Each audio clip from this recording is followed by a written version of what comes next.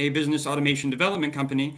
And today I'm connecting with Chris Kiefer, the founder of Boolean Automation, a systems expert who helps painting companies run smarter, cleaner, and more scalable businesses through automation. Chris and his team specialize in connecting the core apps contractors rely on, cleaning up the data that flows between them, and building real time dashboards that turn chaos into clarity. His mission is simple: automate the busy work so the team can focus on the brushstrokes that actually build the business. From creating data blueprints to optimizing HubSpot for painters, Chris is redefining what it means to scale a trade business in the age of automation. So, Chris, welcome to the show. Thank you for coming on, and I'm excited to just learn a bit more about your process and philosophy. Yeah, thank you so much for having me, Patrick. I'm excited to be on the other end. I don't get to do this side very often, but I'm looking forward to it. Absolutely. Same here. And so, as I may have mentioned earlier, we are going to be taking a look at some automation myths versus facts towards the end. But I had a couple questions I just wanted to run by you first. One thing I've been wanting to ask is, you talk a lot about how most automations can fail without a blueprint, I believe. And I'm curious, what does a good blueprint look like to you? Do you do process mapping or do you just put everything in a Google Doc? What does that process kind of look like? Yeah, I tell everybody. I mean, there's a reason they've been building houses and buildings for a long time, and you don't build a house without a blueprint. Hmm. The analogy I like to use is when you if you didn't have, like, we're actually going through an addition right now, so I'm in a makeshift studio. We're not living in our house because it's all torn apart. And Hmm. when you don't have a blueprint, which you know you would be, if a builder started building without a blueprint, you'd think they were like literally insane, and fire them or sue them or something, because you end up with trades coming in at different times to, your drywall guys finishing up, and your electrician shows up and he's like, how am I supposed to wire this now? And then you're like putting wires on the outside of the wall, and it just, like, that's Hmm. literally what happens when you have people that, I think it's one of the blessings, it's one of the curses that has come with Zapier and Make and all these no code tools, which is like far and away an amazing benefit to everybody. But Hmm. when you have these automation tools that are so accessible all of a sudden, and they're trying to make it like available to the common person, it's very common for people to be like, oh, cool, I could just connect this app to this software and then send this data here. And it works. Hmm. And you're cool. And then you do another one, and then you do another one, and you do another one. And then all of a sudden you have this mess of zaps. And Yeah. it's like, wait a minute, I kind of have lost sight of what I was even like, what's most critical for the business. And at that, like, when you go down that route of just automating a bunch of stuff with no master plan, it gets really hard. And I've actually seen sometimes where the zaps are so intertwined, and if you're literally running your business on those zaps, you're like, you feel trapped because you can't, and the only way to move forward is to demo and start over, basically. Like, that would be the smart Hmm. thing to do, because you've got a much more efficient way to proceed now.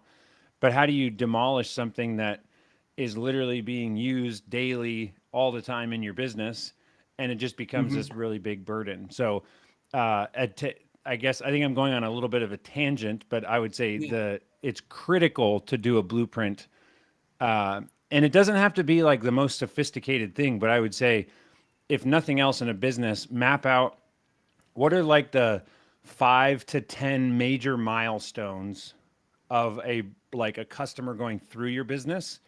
Even if, like, that's the starting, those are the boxes. And then Hmm. once you've done that, then you could go into each one and be like, okay, at this step or this stage, what are the steps that happen? And then at this stage, what are the steps that happen? And if I you see. did that, I mean, it takes you an hour, maybe 2 hours if you've got a complex business. And at Yeah. least you have some general overview of what you're talking about, or like why you're sending data to certain things. Hmm. But yeah, that's what I would say to start. Absolutely. No, I definitely think that makes sense. And I think, and that plays a lot into, you have to have a good process before you can build a good automation. But I've seen that as well with a lot of my clients that have kind of built automations on their own, is like you said, one small automation, quick, simple, fast, works really well. But as you start building on it, things kind of get intertwined and there's contradicting logic and there's automations performing actions that cause other things that you didn't really expect and whatnot. So definitely building that blueprint is important. Do you ever come across people asking for contradictory things where they're wanting, an automation to, I can't think of a good example, but I think you might know what I mean of by asking for automation that does this, but then another automation doing something else that cancels it out. Do you Yeah. get those requests? Are those easy for you to identify and kind of work through, or how does that go? Yeah, I would say so. Our company, we work specifically with painting companies, Hmm. and I know exactly what you're saying. I would say you, it's actually that skill or identifying the pitfall before it happens is something that I think now I would say I didn't plan on learning it, but you learn it through iterations of clients. So one example I would give is a customer saying that um, they like we have an automation, so you when a customer books an appointment, it creates a deal and creates a quote and creates a company cam project and links it all together, so when the sales rep shows up, it's all of the standard docs that they need to make are created. And the Hmm. customer was like, well, we had a customer cancel, and so we want to delete all those, like that clutter. And I was like, a normal, like I would say a beginner automation person would just be like, oh, okay. And then you make a zap for when this is canceled, do these things. And Yeah. my, like, I can't help it now, but my immediate thought is like, okay, tell me more, like, why would you want to do that? Tell me, like, why is that? And it's, they go down the Hmm. path of like, because of X, Y, and Z. And then I'm like, okay, is there any value to knowing how many appointments canceled? And they're like, Hmm. maybe. And it's like, okay, so tell me, and you go down, you start just digging into like, if we do this, which is definitely possible, let's think about the repercussions of doing that. And so I would say, I think you run into the scenario you're talking about more when the automation specialist that you're working with doesn't do enough like architecting of the overall picture, if that makes sense. Because in this Yeah. case, rather than what I probably would have done 3 years ago, is just been like, okay, and then go do what they said. We had this conversation about it, and it turns out they actually don't want to delete everything. It's just that's what their perspective was just like, well, why do we have a quote there that I never sent? Like that's just Hmm. it's irrelevant. And it's like, well, Because you they're could thinking of we're not archive the going to quote. process it, we're not going to do anything. Yeah, But you're thinking of a lot of automation is having clean data that you can report on, get insights off of, and automate further off of. But they're just thinking of normal thing of operations. They cancel, we don't need it. yeah, exactly. And in reality, the answer in that case was we just need to move that quote to a lost stage and have a specific lost reason that's cancellation. So now we can still they don't their other big thing was they didn't want it to count against their sales rep's close rate because their sales rep never went to that appointment. So they Hmm. didn't want it to negatively look like their sales rep's doing worse than they were. And it's like, Okay, well, there's a third path. It's not just like have it or delete it. identify it. Yeah, and so that's I would say, does it happen where a customer says, "Hey, do this," and then 2 weeks later they're like, "Can you do this instead?" It's like, "Well, we can, but you just told us to do this other thing." And I would say, again, back to blueprint, like, can Hmm. you build like successful automations without a blueprint? Of course you can, and people Yep. do it all the time. But if you're planning on doing this for the long haul and you're like that, you have a substantial business, you are wasting tens of thousands of dollars in the future, maybe hundreds of Yeah. pain and rework and potentially lost revenue by not mapping out what, like, I would say I'm a big fan of Elon Musk. He always talks Hmm. about going to first principles. And one of the Hmm. things that I do with all of our clients is map out like, okay, what are the major milestones? And it's very tempting to because people want quick wins. So they're Yeah. like, hey, we have this really tedious paper process where we do this thing and they check these boxes. So can we like turn this into a PDF and then have it be filled out digitally and signed and all that stuff. And it's like all that's possible. But if you paused and took a step back and went to first principles and said, let's just pretend that we know nothing about what you're doing right now. I don't know any of the processes that exist. Customer comes to you. What's the minimum number of things that have to happen for you to get a check and for that customer to be happy?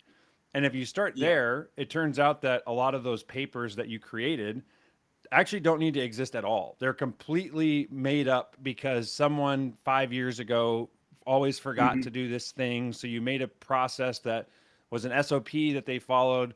But it's like, turns out when you have a computer do it, the computer can catch it and not even allow something to proceed past a certain point because there's requirements for that thing to happen. And then these papers that you would have spent hours automating, you don't even need it. You just say that process is now irrelevant because a computer has come up with a better way.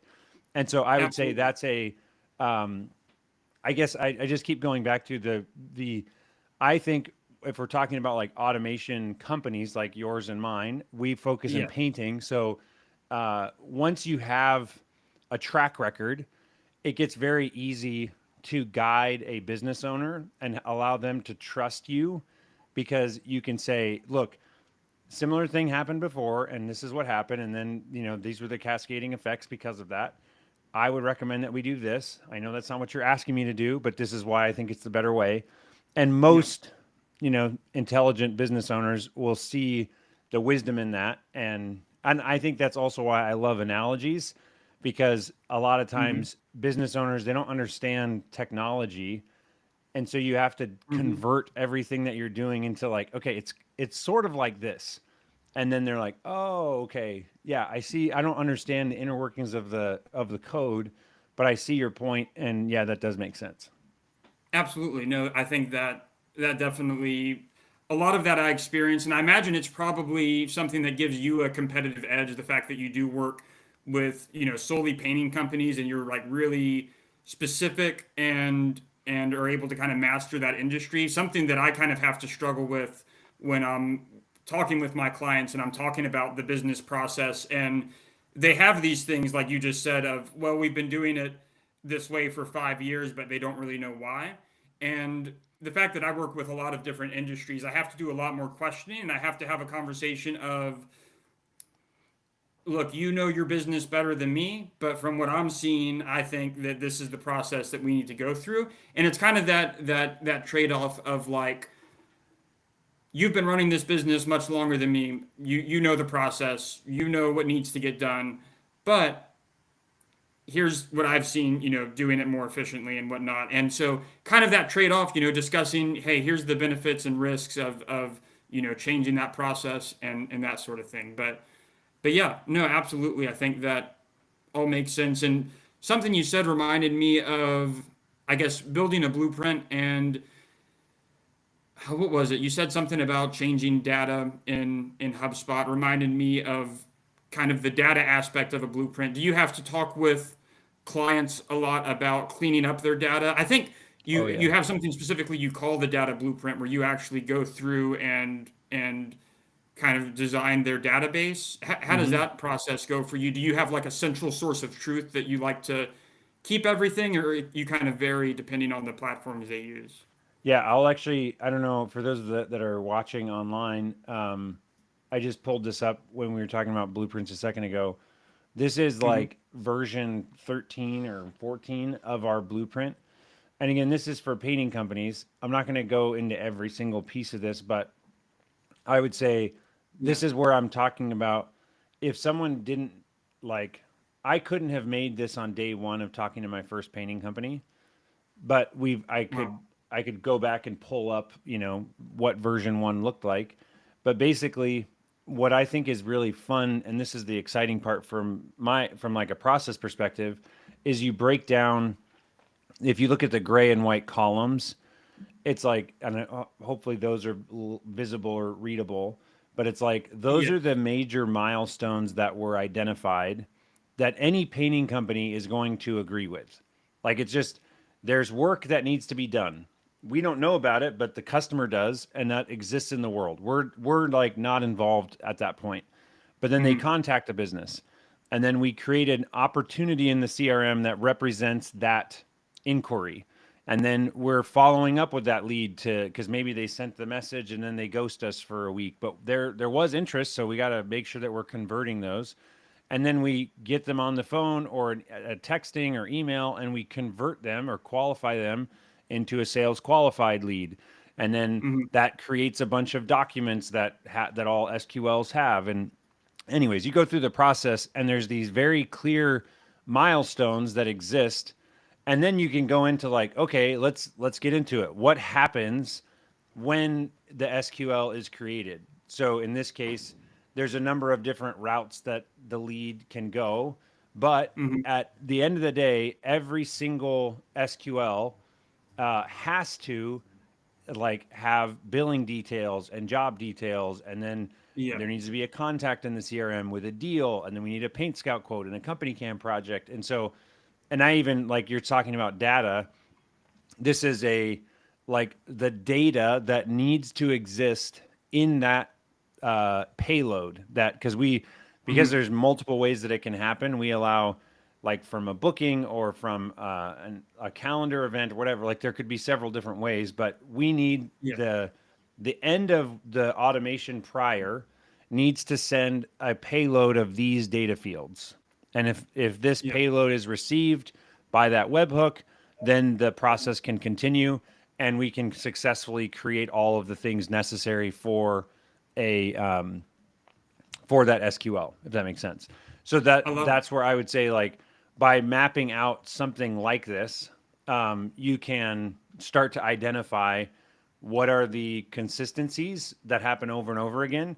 And again, there'd be this, I've designed this to be more from the perspective of like, what is like inarguable or not arguable or whatever the word would be, of like everyone Hmm. would agree, yeah, that happens. How that, what the details or the intricacies of that particular stage might vary from one For client sure. to the Yeah. next.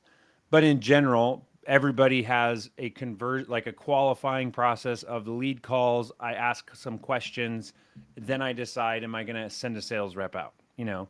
And the same thing Love applies for every other piece of that as well. I love it. First off, this is amazing. I love the level of detail. I love process mapping and workflow. So part of me wants to just like dig into this and look at it. But I really like too that this kind of makes it easier for clients to see not just the data point in like a spreadsheet, but see the data point in the process and kind of what logic depends on that data point, how it affects things, etc.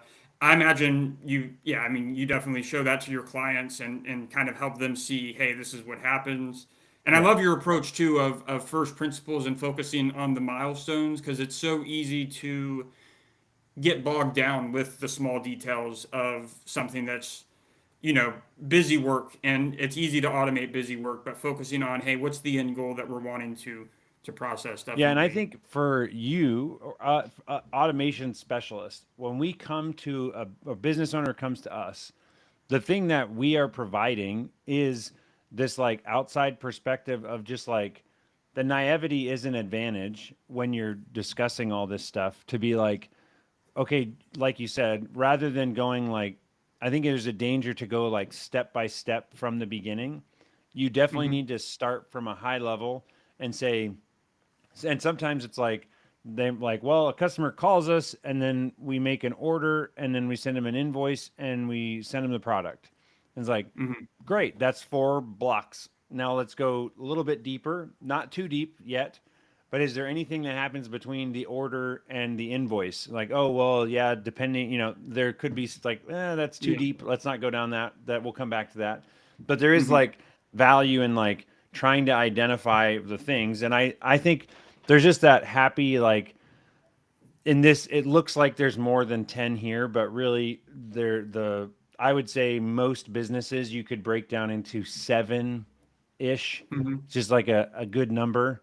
But if you're doing more than 10, it's probably like you might be getting a little too granular. But I would Yeah. say it's somewhere between 5 and 10 are like the major steps of a business. And then you can decide to go deep into each one of them. And then there is the reality of like, you do have to make a strategic decision. Like all this stuff takes time and energy. So what's the most ROI Pressing. positive thing to get some wins? But at least if you have the broader picture, you can hopefully prevent some waste in the process and be thinking ahead for like, hey, I know we don't have this yet, but if I were to design this to allow this other path to like merge into it, that's going to be beneficial, you know? Absolutely. No, that all makes sense. And I think this it kind of plays on another thing. It just reminded me. I had written down a question for you, and you may have already answered the question, but what had wanted to ask you was on your website, you mentioned, kind of helping painting businesses effortlessly scale from 4 million, around 4 million to 15 million plus.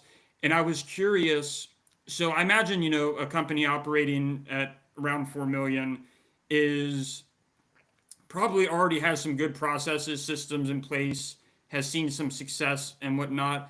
So what would you say? And again, you may have already answered it with what we just discussed. What would you say you do differently that allows them to get to the next level? Is it like reducing interruptions? Is it doing more with less? Or would you be able to Yeah. kind of, specify what you're able to do that really makes that big difference? Yeah, I would say probably there's three things. The first one is it just eliminating waste. So the number of times that employees in the business need to input the same data into multiple systems. That's the first thing. The second thing I would say is actually just clarifying processes. So one of the benefits of doing like a data blueprint or just process mapping is it's amazing how few companies have ever done that.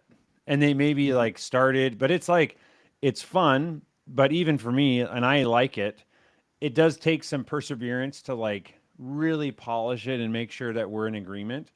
And then Mhm. even if you have the process map, the next thing that I think is funny is that most of the time, like two people in the business have ever seen the whole thing, you know? So Yeah. there's like this opportunity to like, does your, do all of the other people, the managers and the people they Know where they manage, do fit they in. even know how they fit into the broader puzzle? So Yeah. that's the second thing. The third thing I would say is, um, there's this concept of macro and like macro pain and micro pain, and Mhm. then like macro benefit and micro benefit. And the in like more far and large, it's a uh, inverse thing. So I'll try and make this more tangible. But if I have a process, micro would be like an individual employee job. Macro is the business. So micro wise, there's a pain or an inconvenience that this new system is requiring of me. It's making my job harder. I don't like Yeah. this. There's more data that I have to put in. I didn't have to do this before. This is stupid. But when you zoom out, the company at a macro level has a 10x net benefit from this change in process. So Mhm. that's the other thing that I would say an outside consultant can sometimes come in and talk to the CSR and say, hey, I want to give you an overview of what's happening like broadly in the business and how this process of you collecting customer information affects other things, which they may not know. And so I'm Yeah. telling them ahead of time, like, I got bad news for you. I'm about to make your job a little bit harder, or maybe at least make it take longer than you do now. But I need you to Mhm. see that because you're collecting billing information and where we're going to send the invoice, 2 weeks later, when we send that invoice, we're going to send it to the right person. And we think we can decrease accounts receivable by 30 days, which is going to help the business. It's like, it's breaking it down to that type of thing. So, same thing Yeah. for like I like to make sure that all of the employees in the business understand that right now we're optimizing our business. We're not optimizing your job. So Yeah. just to be No. clear, when we get done with this automation, my goal is not that every person in the business says my job's easier. But in Mhm. general, all of your jobs will get easier, but it's going to be a net of all of the adjustments that we're making.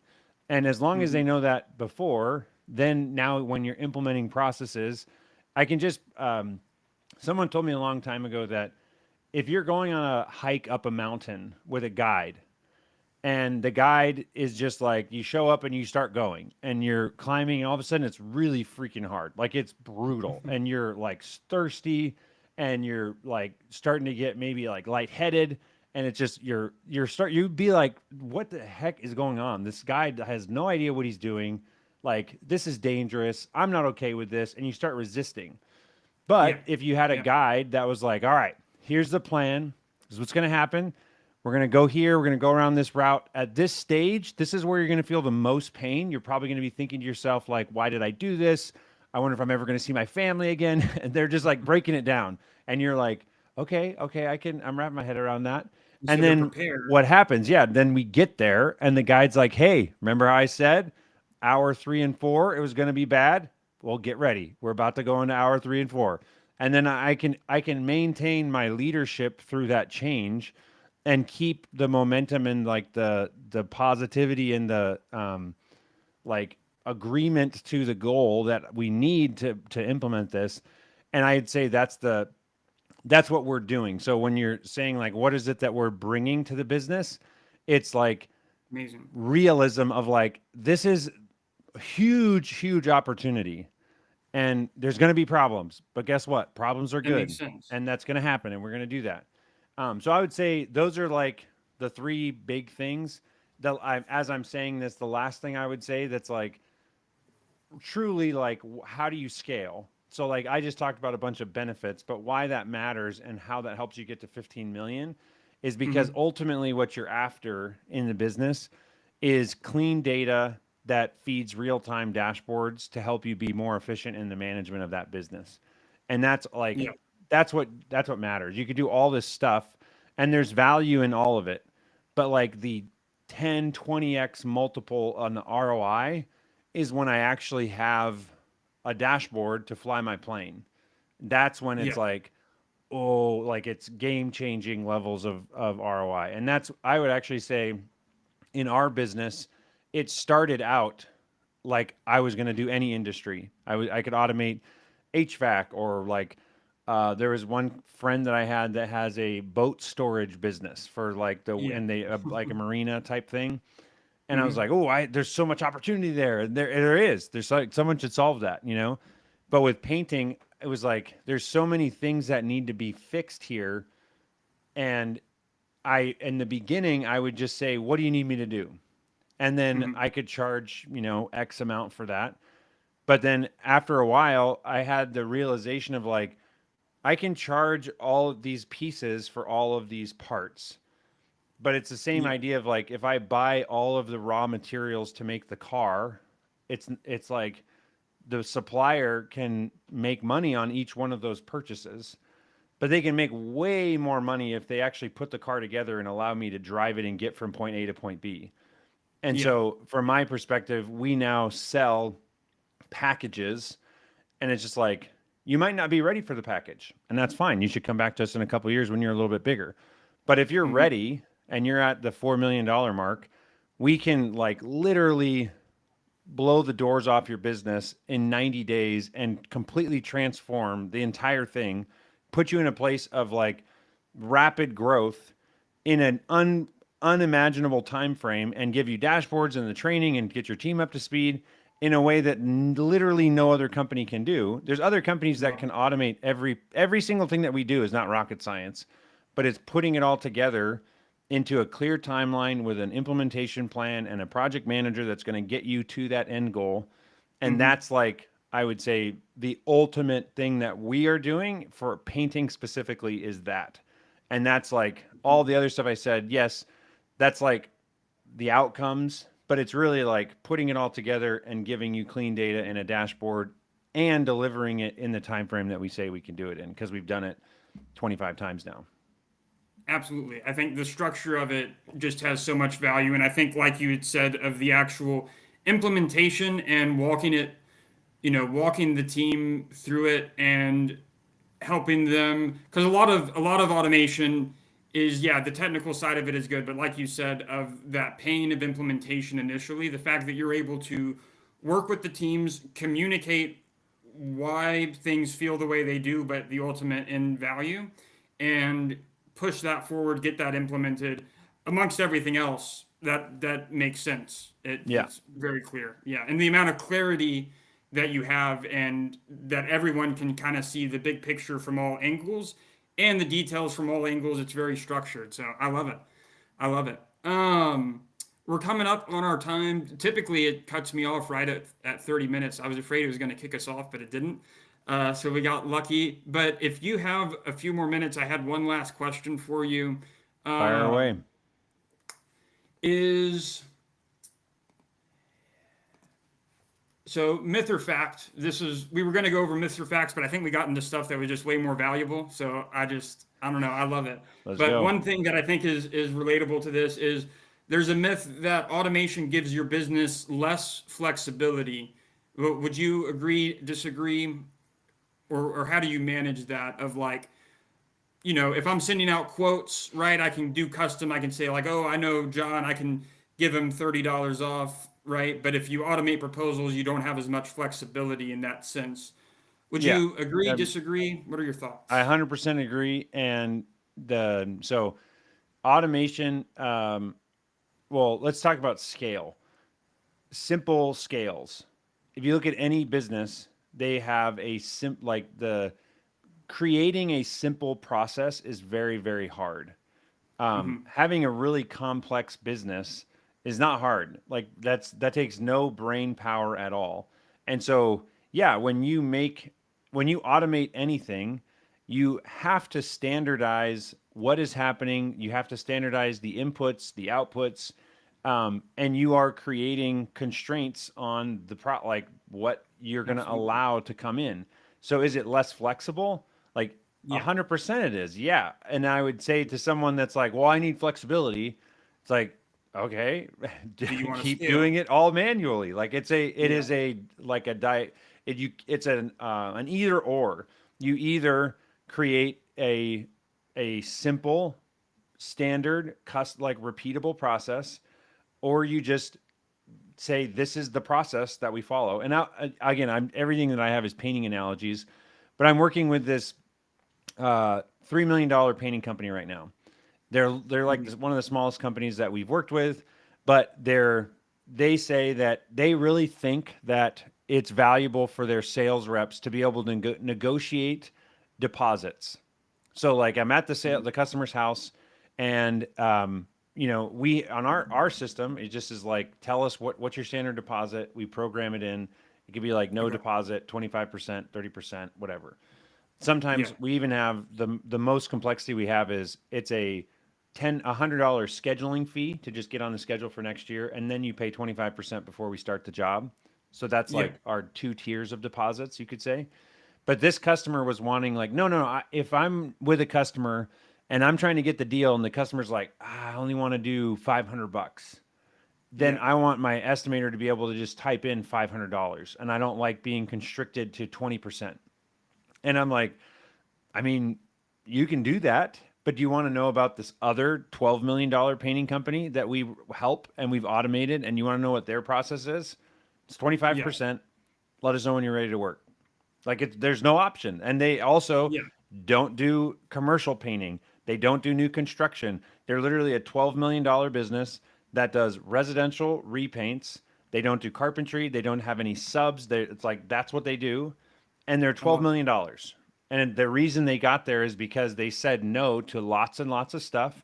And was there a customer that they lost at some point that was like, Yeah. oh, 25%, that's crazy. It's like, yeah, I'm sure that happened.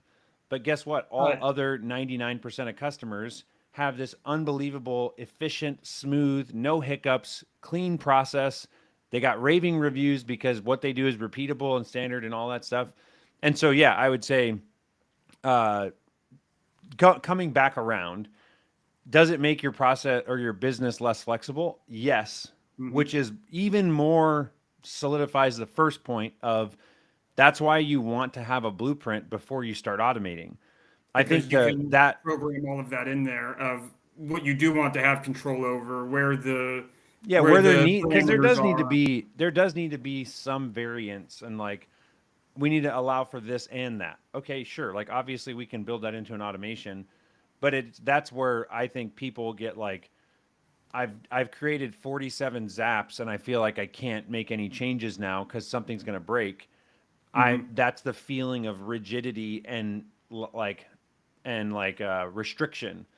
But like Yeah. if you design the process well and you think through what are the things that we want to allow, then you can, build a much better system. Does it lack flexibility? Yes. All robots.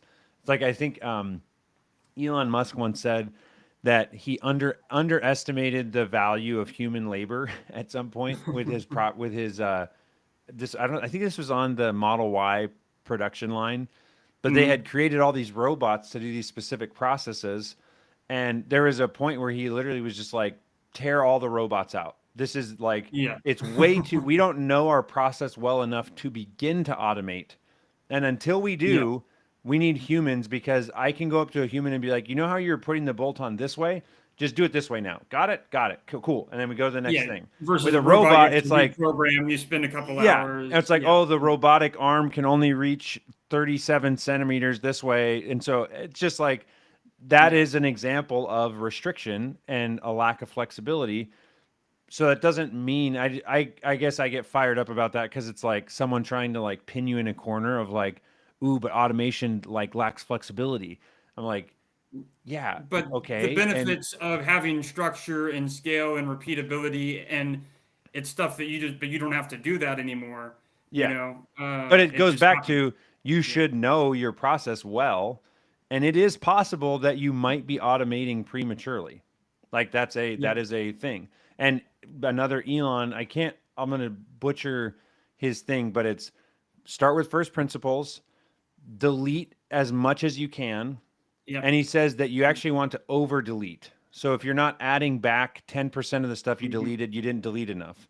So Told someone these that are like yesterday. radical for most people. It's like start with first principles, delete as much as you can, delete more than you think you should, then speed up.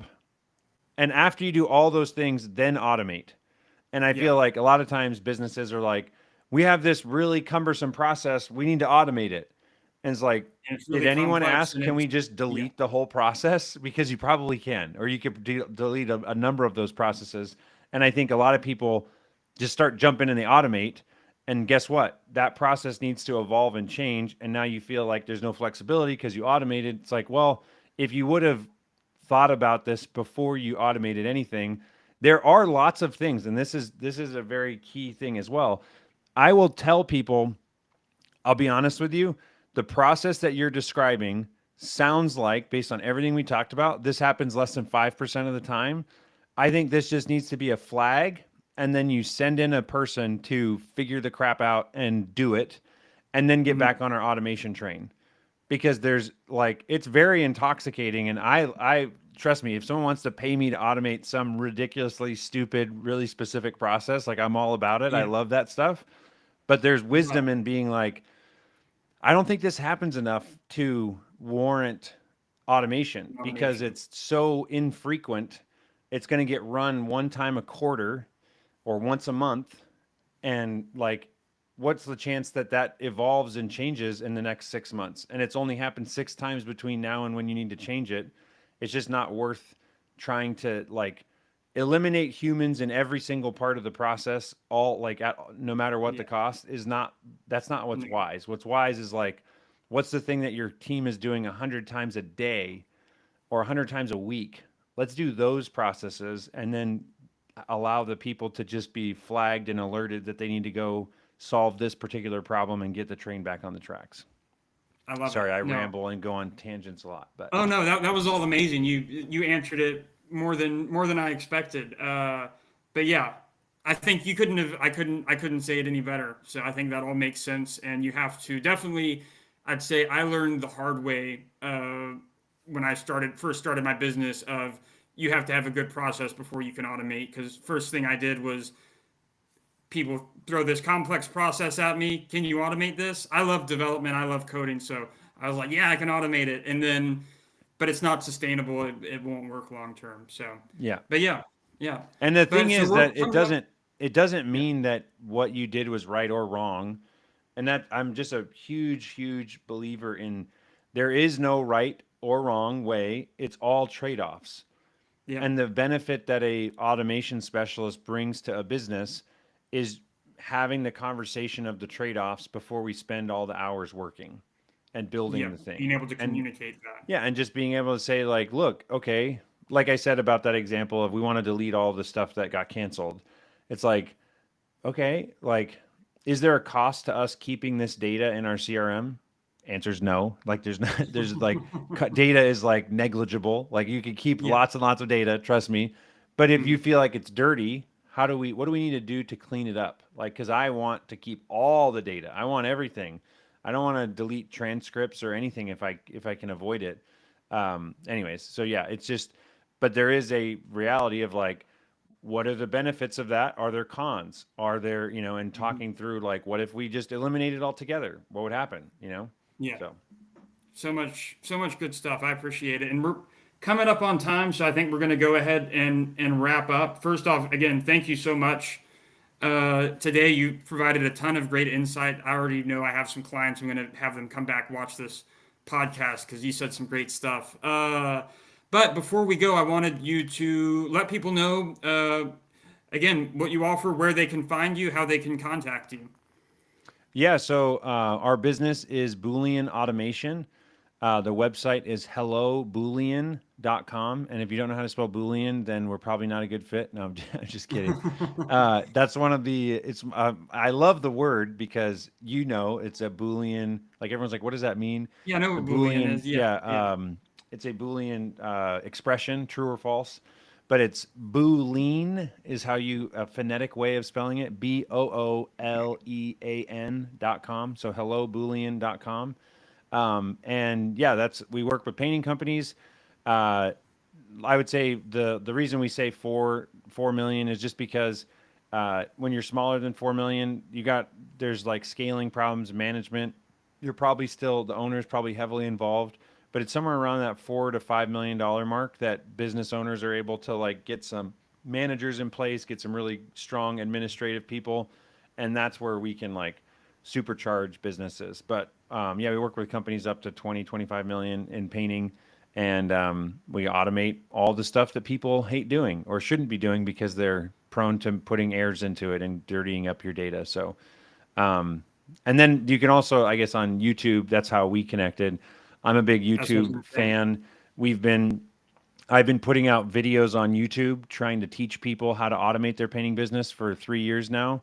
And yeah, it's Boolean automation on YouTube.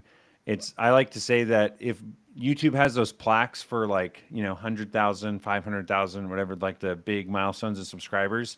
And I was like, if I wish they had a niche plaque for the most niche YouTube Right? channel, because we got to be in the running for the most niche YouTube channel. I love it. Software automation for painting. I don't know if there's anyone that's more niche than that.